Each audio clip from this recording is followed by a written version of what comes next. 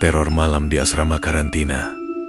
Kisah Laras dan arwah yang terperangkap pada puncak gelombang pertama. COVID-19, kota kecil, tempat Universitas Laras berada mengalami ledakan kasus. Rumah sakit penuh dan rumah susu mahasiswa diubah menjadi unit isolasi darurat. Asrama Cendana, bangunan 4 lantai yang sudah lama tidak ditempati karena renovasi terhenti dipilih karena letaknya jauh dari pemukiman warga. Sejarahnya panjang.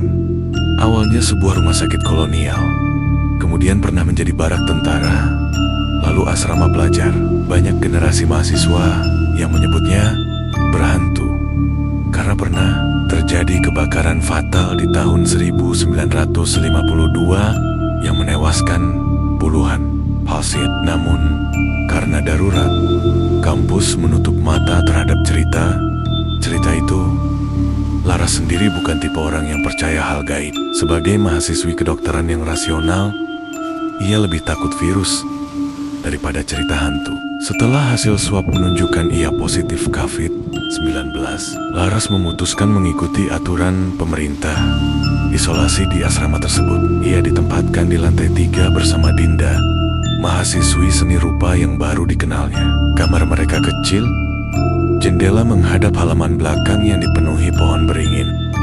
Laras bisa melihat bangsal besar di belakang asrama yang konon bekas ruang mayat.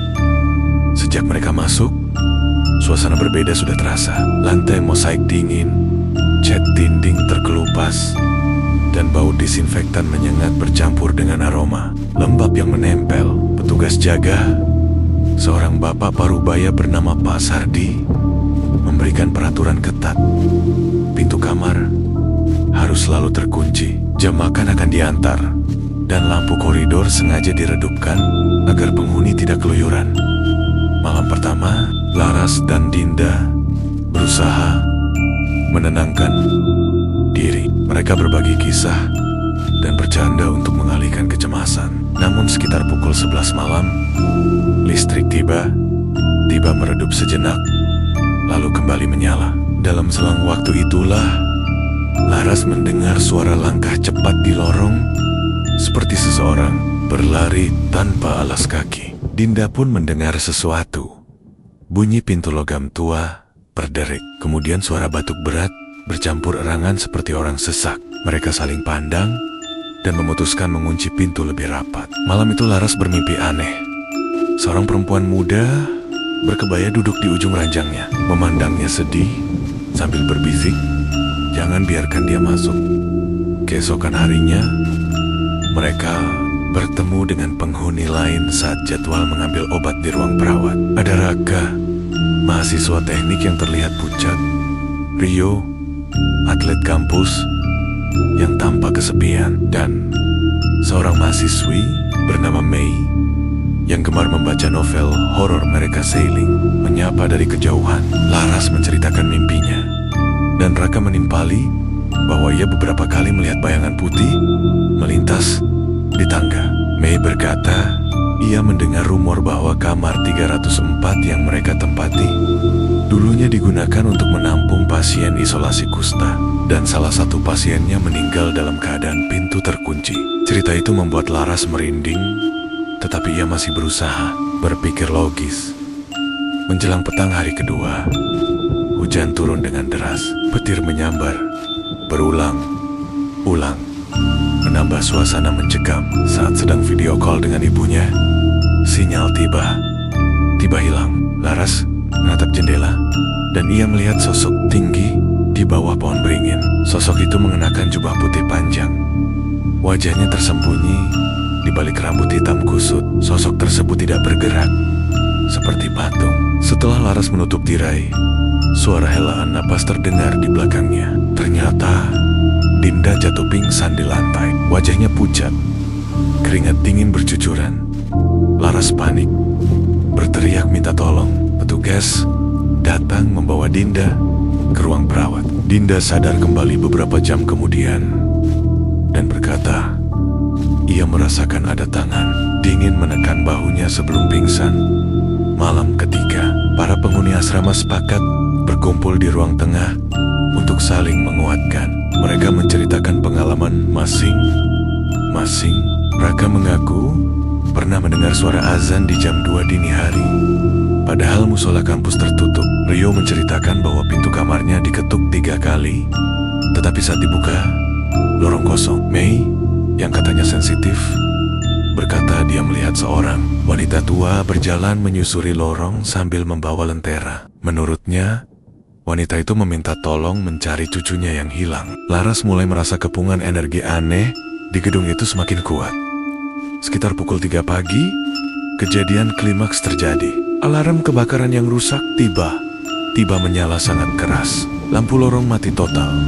Hanya cahaya merah darurat berkedip. Pintu kamar mereka terbuka sendiri, seolah didorong dari luar. Asap tipis muncul dari tangga, tetapi bau yang tercium bukan seperti benda terbakar. Lebih mirip bau obat antiseptik bercampur darah. Dari kegelapan lorong, mereka melihat sosok bayangan berdiri diam. Ada yang berjalan mondar mandir. Rio berteriak histeris ketika seorang nenek tua muncul di depan mereka. Pakaiannya terbakar di satu sisi, kulitnya melepuh, dan dia berbisik dalam bahasa Belanda yang tak mereka mengerti. Dinda menangis tak henti. Mei membaca doa dengan suara gemetar. Pak Sardi berusaha menyalakan genset, tetapi listrik tak kunjung kembali. Saat itu, dari balik tangga terdengar suara pekikan bayi, kemudian tangis beberapa orang. Tiba Laras merasakan bahunya dicengkeram. Kuat, dia menoleh dan melihat perempuan berkebaya yang ada di mimpinya kini berdiri sangat dekat. Perempuan itu berkata lirih, "Pergilah, tempat ini milik kami. Kami tak ingin lebih banyak nyawa tertahan." Laras spontan mengangguk, meski kakinya sulit digerakkan. Seketika alarm berhenti, lampu menyala kembali, dan semua sosok bayangan menghilang. Pak Sardi menjelaskan bahwa tidak ada korsleting alarm, tidak tersambung listrik. Setelah kejadian itu, manajemen kampus akhirnya memindahkan semua pasien ke hotel isolasi milik pemerintah. Asrama Cendana kembali disterilkan. Ada berita bahwa seorang paranormal didatangkan untuk menenangkan penghuni lama sebelum gedung itu direnovasi total. Laras pulang ke rumah dengan sehat. Namun bayangan perempuan berkebaya itu selalu terlintas di benak. Ia mulai membaca arsip tua tentang asrama tersebut dan menemukan bahwa pada tahun 1952 kebakaran melanda ruang isolasi rumah sakit di gedung itu. Puluhan pasien, termasuk seorang perawat muda keturunan Jawa Belanda bernama Saraswati, terjebak dan meninggal karena pintu terkunci. Banyak saksi mata setelahnya mengaku melihat sosok perawat berbaju putih yang meminta agar pintu dibiarkan terbuka agar arwah mereka bisa keluar. Laras akhirnya menuliskan pengalamannya ke dalam sebuah blog dan mengirimkannya ke acara Kisah Horor Wawak yang dipandu Nadia Omara. Sesuai dengan deskripsi program bahwa semua cerita diambil dari kisah nyata para narasumber YouTube.com.